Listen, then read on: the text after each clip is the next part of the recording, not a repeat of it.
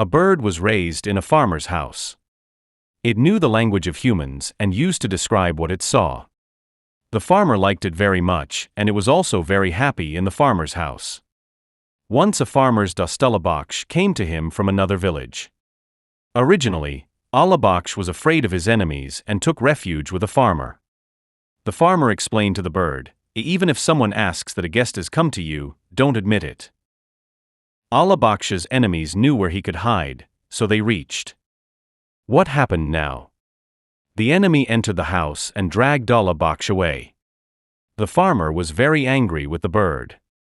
He killed the bird and drove it out of the house. The bird continued to roam around, considering it unfaithful. Human kept it in his house. In this trouble, he met a parrot. The parrot also knew the speech of the man, and the bird said that man is unfaithful and told his father and advised the parrot not to live in a human's house. "I will tell you in the same farmer's house." The parrot reached the farmer's house. The farmer, who had gone alone, was very happy and willingly kept the parrot with him. Both began to live comfortably.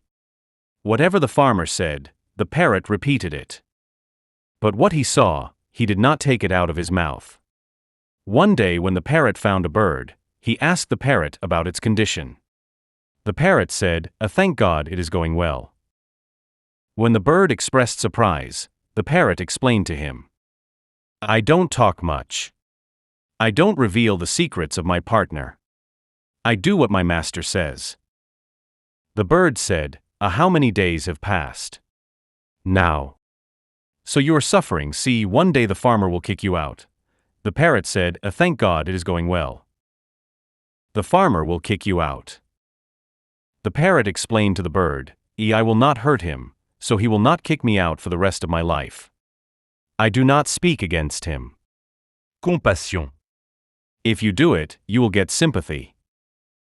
Now the bird understood the parrot and he realized his mistake.